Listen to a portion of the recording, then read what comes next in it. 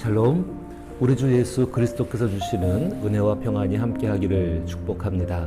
오늘 함께 읽고 묵상할 말씀은 예레미야 2장 20절로부터 25절 말씀입니다. 제가 말씀을 읽어봅니다.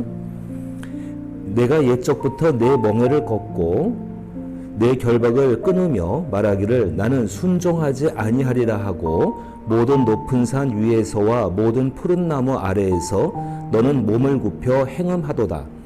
내가 너를 순전한 참 종자 곧 귀한 포도나무로 심었거늘 내게 대하여 이방 포도나무의 악한 가지가 되면 어찌 됨이냐. 주 여호와의 말씀이니라. 내가 잿물로 스스로 씻으며 내가 많은 비누를 쓸지라도 내 죄악이 내 앞에 그대로 있느니라. 내가 어찌 말하기를 나는 더럽혀지지 아니하였다 바알들의 뒤를 따르지 아니하였다 하겠느냐.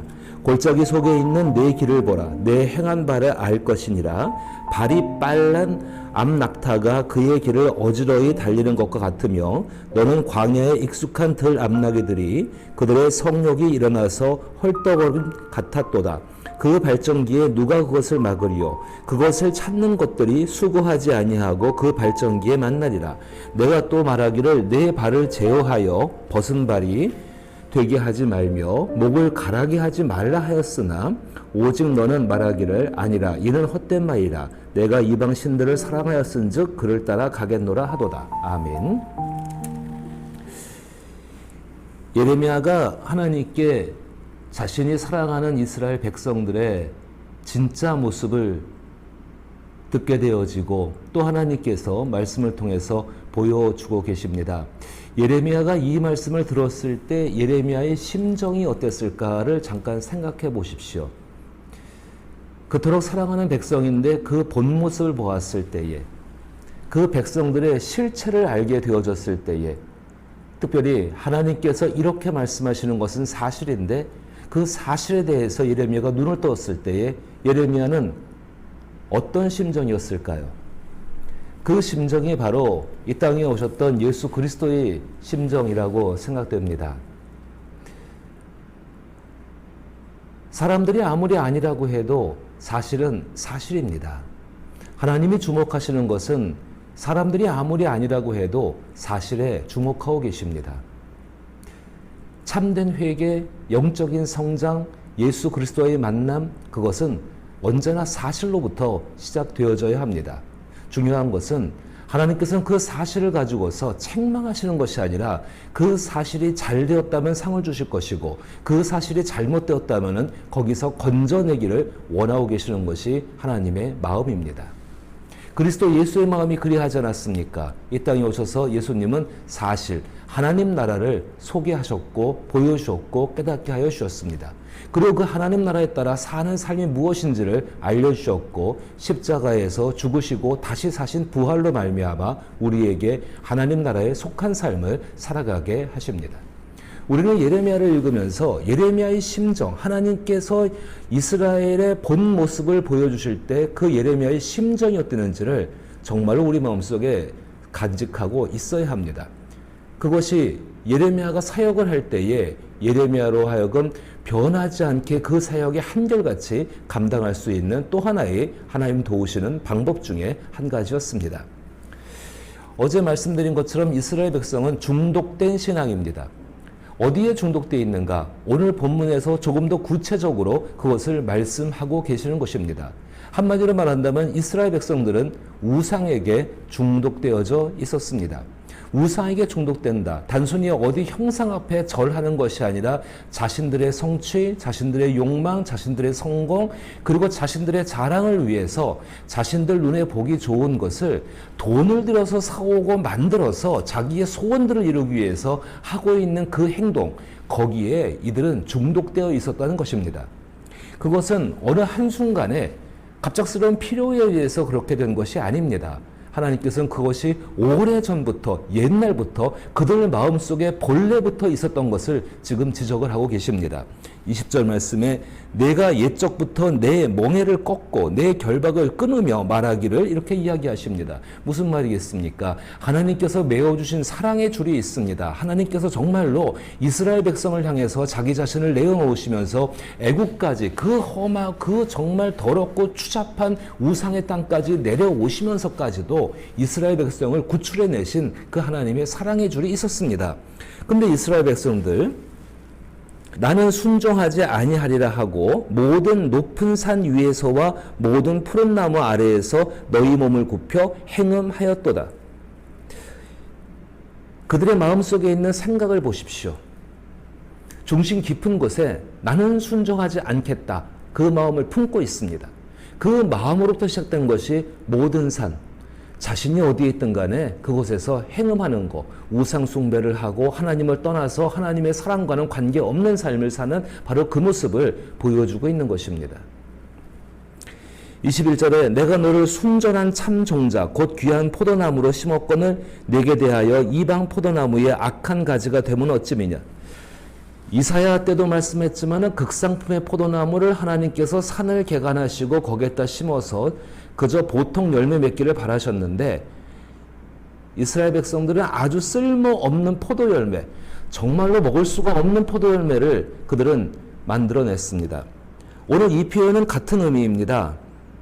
하나님께서 참 종자, 곧 귀한 포도나무를 심었는데 그럼 그 포도밭이 아름다워야 합니다. 포도 열매가 맺히고 포도나무 줄기들이 아름답게 맺혀서 쓸모있는 포도원이 돼야 됩니다. 그게 정상적인 것이고 그게 순리입니다. 그런데 이스라엘 백성들이 한 행동은 결국은 내게 대하여 이방 포도나무의 악한 가지가 되면 무엇이냐. 도무지 가지치기를 하지 않으면 이것이 포도나무인지 아닌지 알 수 없을 정도로 엉망진창이 되어져 버렸다는 것입니다.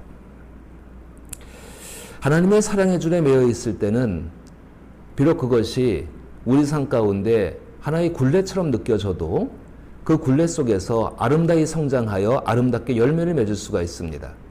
그런데 우리 마음 안에 그 굴레를 싫어하는 것들이 있습니다. 그것으로 인하여서 우리 마음에 그 싫어하는 마음 때문에 행동으로 옮겨지게 되어집니다.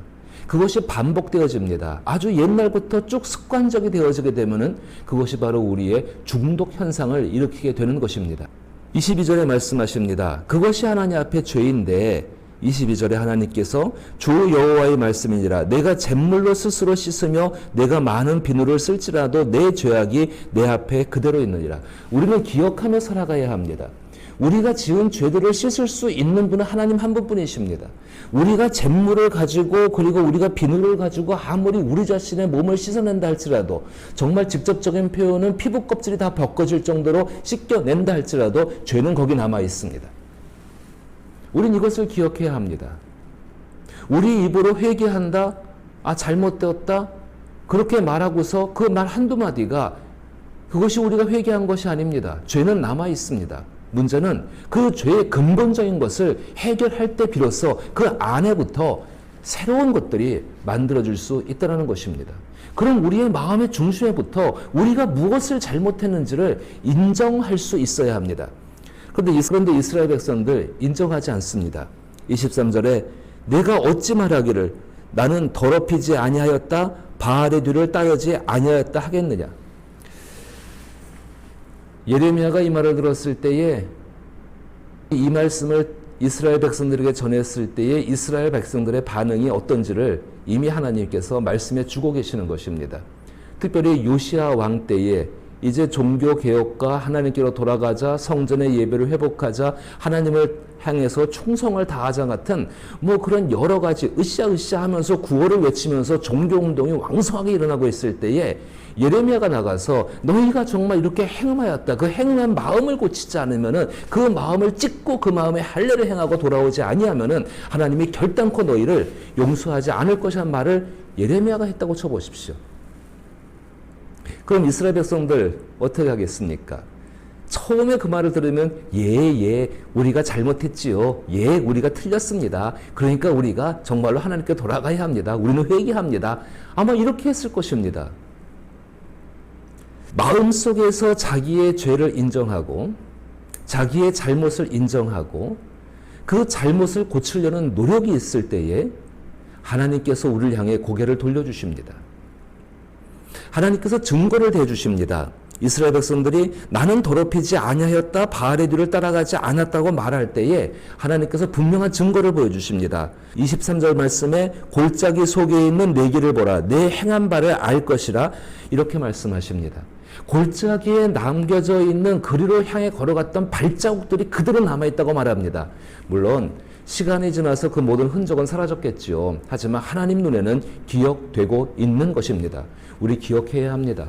우리는 잊을 수 있습니다. 내가 어떤 경로를 통해서 어떻게 죄를 했고 어떻게 하나님을 떠났고 내 마음속에 있던 것이 어떻게 바뀌었는지를 우리는 기억조차 하지 못할 때가 있습니다. 우리의 기억은 왜곡되고 편집되기 쉽습니다. 그러나 하나님의 기억은 분명하십니다. 그 하나님의 기억하심이 있음을 우리가 기억하면서 주께 도움을 구해야 합니다. 주여, 내가 전날 했던 것에 내 기억이 왜곡되어 있습니다. 설령 행위는 기억할지 모르지만 그때 내 마음의 동기는 내가 까맣게 잊었습니다. 주여, 나를 도와주옵소서. 나로 하여금 기억나게 하여 주옵소서. 나로 하여금 깨닫게 하여 주옵소서. 그래서 우리의 삶 가운데에 그 나를 향하신 하나님의 기억이 무엇인가? 현대 종교의 잘못된 우상이 한 가지 있다면은 하나님을 너무 좋게 만들어 버렸다는 것입니다. 그 하나님은 편안한 하나님, 그 하나님은 친절한 하나님 맞습니다. 그런데 그 하나님 안에 있는 공의, 하나님이 기억하시는 것, 하나님께서 우리 사람이 가지고 있는 느낌과 감정과 정서와 아니 이것보다 훨씬 더 풍부하신 분이 바로 우리 하나님이신데 그 하나님에 대해서 너무 좋게만, 너무 우리 편리적으로만 만들어서 마치 하나님을 우상처럼 만들어버린 것이 이 시대의 모습입니다. 하나님께서는 예레미야에게 이제 정말로 그들 백성의 마음속에 있는 것이 무엇인지를 분명하게 알게 하시기 위해서 두 가지의 이미지를 주십니다. 그것은 예레미야도 잘 알고 있는 것입니다. 먼저 23절에 하반부에 발이 빠른 암낙타가 그의 길을 어지러이 달리는 것과 같으며, 아주 빨리 달릴 수 있는 암낙타가 길을 막 확 어지럽게 막 달려가고 있습니다. 왜 달려가고 있는가? 그것을 24절에 너는 광야에 익숙한 들 암나귀들이 그들이 성욕이 일어나며 헐떡거리며 같았도다. 짝짓기 시기가 되면 동물들은 본능적으로 상대방을 찾아갑니다. 그건 말릴 수도 없고 사람의 이성으로 이해할 수가 없을 정도로 그들은 정말로 통제불능이 되어져 버립니다. 특별히 예레미야도 잘 알고 있는 암낙타 그리고 들 암나귀들, 그들의 모습이 그 성욕 때문에, 그들의 본능 때문에, 그들의 본성 때문에 그걸 주체하지 못하는 그 모습이 좌우 앞뒤 안 가리고 우상에게로 달려가는 것, 자기 욕심을 이루기 위해서는 무슨 짓이든지 별일을 다 할 수 있는 것이 사람인 것을 하나님이 창조하신 아름다운 인간성의 저 밑바닥, 정말로 그 인간성을 버리고 인간의 아주 더럽고 추잡한 거기까지 끝없이 떨어질 수 있는 자기의 욕심을 이루기 위해서는, 그리고 그것이 아무것도 아닌 것처럼 싹 포장해가지고는 웃을 수 있는 것이 그 들나귀들, 암낙타들, 그 모습 같다는 것입니다. 성욕이 채워지면은 암낙타들과 들나귀들은 평온해집니다. 채워지지 않으면은 별짓을 다 합니다. 그것이 이스라엘 백성들의 모습이었습니다. 예레미야가 이 모습을 기억하면서 이스라엘 백성들을 대할 때 어떤 모습이었을까요? 단순히 너희들이 왜 그랬으라고 분노하는 모습일까요? 아닙니다. 그 백성들, 그리고 그 백성들의 모습 가운데는 자기 자신의 모습도 있음을 알고 있습니다. 하나님 앞에 정말로 자기를 부인할 수밖에 없는 것이지요. 주여, 내가 그런 인간이었나이다. 이 모든 것이 내 탓이 없고 내 조상들의 죄가 정말로 내게도 있나이다. 예레미야는 회개하는 심정으로, 그 심정으로 백성들을 대할 수밖에 없는 것이 예레미야의 모습이었을 것입니다. 하나님은 하나 더 강조하십니다. 25절에 내가 또 말하기를 네 발을 제어하여 벗은 발이 되게 하지 말며 목을 가라게 하지 말라. 백성들을 위하는 겁니다. 우상 숭배를 향해 달려가는 그 백성들, 정말로 발전기에 그 성욕 때문에 주체하지 못하는 것을 가지고 달려가는 그 백성들을 향해서 네 발을 벗어서 발을 상하지 말게 하고 목을 마르게 하지 말라라고 말합니다. 그런데 이스라엘 백성들 그렇게 이야기합니다. 오직 너는 말하기를 아니라 이는 헛된 말이라. 내가 이방신들을 사랑하였은즉 그를 따라 가겠노라 하도다. 그게 현실입니다. 교회가 부흥할 수 있다라는 그 표요 아래에서 하나님의 말씀과 관계없는 수많은 온갖 것들을 다 끌어들이는 것. 그래서 교회가 양쪽으로 성장만 한다면 무슨 짓인지 할 수 있는 것. 그것이 이 시대의 교회의 모습이라면 교회가 아닙니다. 예수님께서 예루살렘 성전에 들어가셨을 때에 그 성전 안에 있는 모든 종교적인 시스템이 유지되기 위해서 그들은 무슨 짓을 다 했습니다. 그들의 욕망, 그들의 성취, 그들의 욕구, 그들의 만족한 것들을 위해서 서슴지 않았습니다.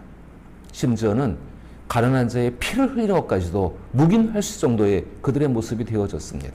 단적으로 예루살렘 성에서 여리고로 내려가다가 그 사람 제사 드리러 왔던 사람입니다. 환전하기 위해서 여리고로 내려갔던 사람입니다. 강도를 만났습니다. 거반 죽어가고 있습니다. 그때 예루살렘의 종교를 대표하는 제사장과 바리새인들이 그를 어떻게 대했습니까?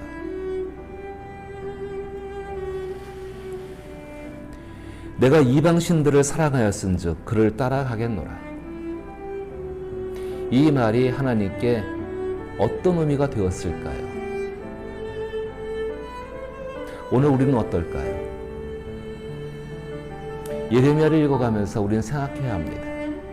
예레미야는 전할 수밖에 없는 사람이었습니다. 그러나 예레미야를 통해서 보여주시는 더 크신 예수 그리스도는 이 땅에 오셔서 그 문제와 정면으로 맞서 싸우셨습니다. 그 방법은 하늘에서 불의를 내리는 것이 아니라 자기 자신을 낮추시고 내어주심으로 하나님의 놀라운 사랑이 변하지 않았음을 보여주시고 그리고 하나님의 권능대로 부활하신 것이었습니다. 오늘 우리는 예레미야를 읽습니다. 아파해야 합니다. 우리의 현실을 직시할 수 있도록 우리는 더욱더 기도해야 합니다. 그리고 그 직시된 현실을 보면서 무엇을 해야 할지를 성찰하고 고민하는 삶을 가지고 살아가야 합니다. 그때 주 예수가 하셨던 것처럼 우리 삶에도 성령의 도움으로 말미암아 예수의 일이 일어날 줄 믿습니다.